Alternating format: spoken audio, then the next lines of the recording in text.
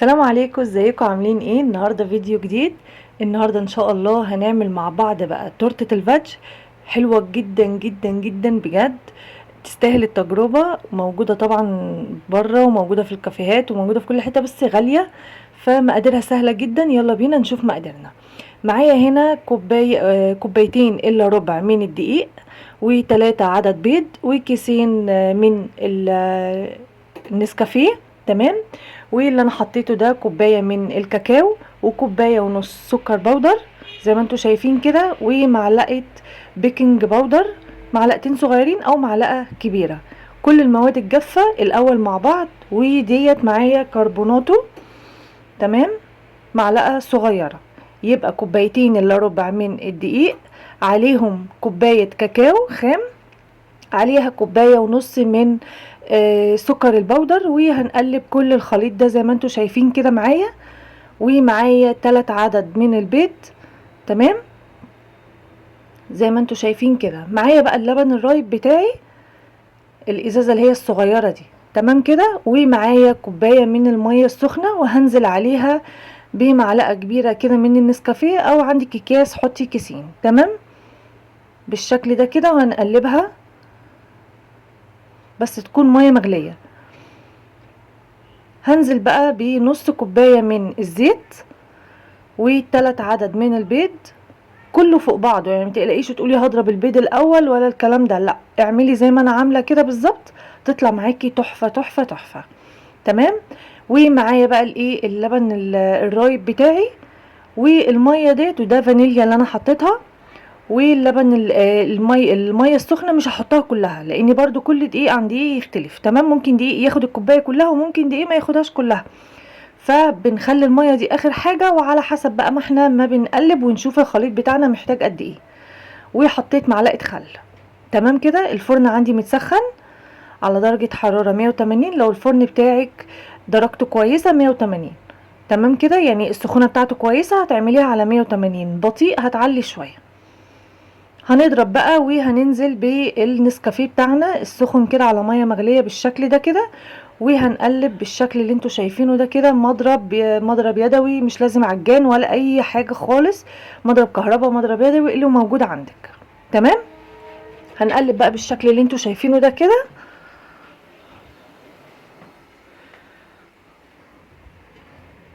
لو انتي بقى لسه جديده عندي على القناه، انزلي اشتركي وفعلي الجرس علشان يوصلك اي جديد انا بنزله. وما تنسيش تحطي لي اللايك.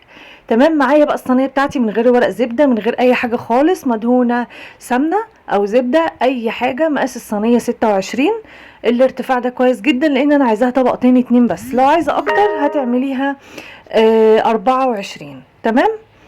اهي بالشكل ده كده.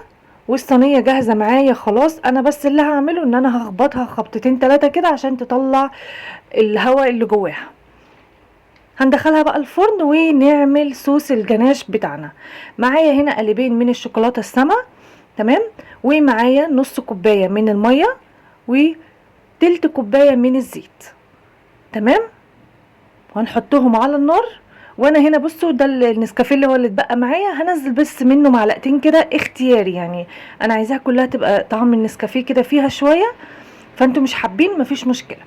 هنطلعها على النار تاخد لها غلوه كده حلوه، الميه مع الزيت. ده معايا هنا كريم جانتيه، هحط منه برضو معلقتين برضو.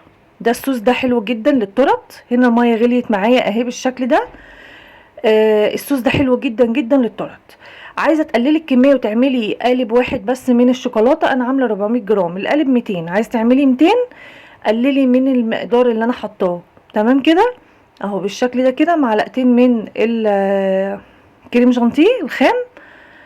وهنقلب بقى الخليط ده كله مع بعض. عايزه تستغني عن الكريم جانتيه مفيش اي مشكله.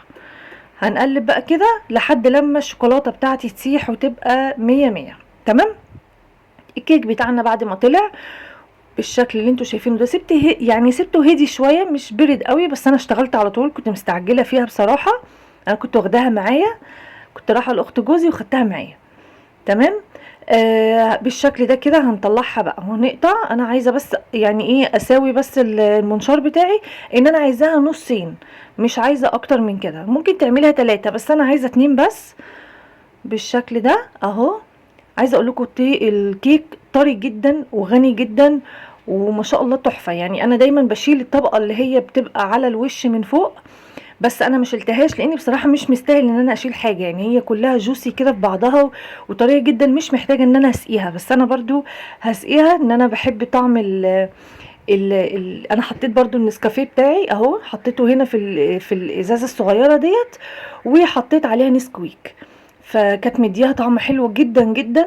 انا بصراحه بحب اخدم الحلويات قوي قوي قوي، وبحب ان انا اديها حقها يعني. حطيت الطبقه اللي هي اللي على الوش، اللي من فوق ديت، الجزء اللي على الوش حطيته من تحت. ده الجناش اللي انا عملته، شلت منه شويه كده زي ما انتم شايفين كده، وسبته على جنب بيمسك في بعضه، انك انت بيتقل تمام. يعني ممكن تزيني بيه تورت، ممكن تعملي بيه روزتات كده للتورته من فوق، وممكن ان انت خلاص تديله بس لفه خفيفه في الميكروويف او على حمام بخار، هيطلع معاكي سايح وزي الفل. ان انا هسقي بيه برضو الكيك بتاعي من فوق. خدت منه جزء زي ما انتم شايفين كده، وحشيت بيه التورتايه بتاعتي، ونزلت بيه الجزء التاني. بصوا باين عليها اصلا، هوريكم التورتايه هشه ازاي وطريه جدا. يعني بصوا عامله ازاي طريه ما شاء الله، تحفه تحفه. هسقيها برضو.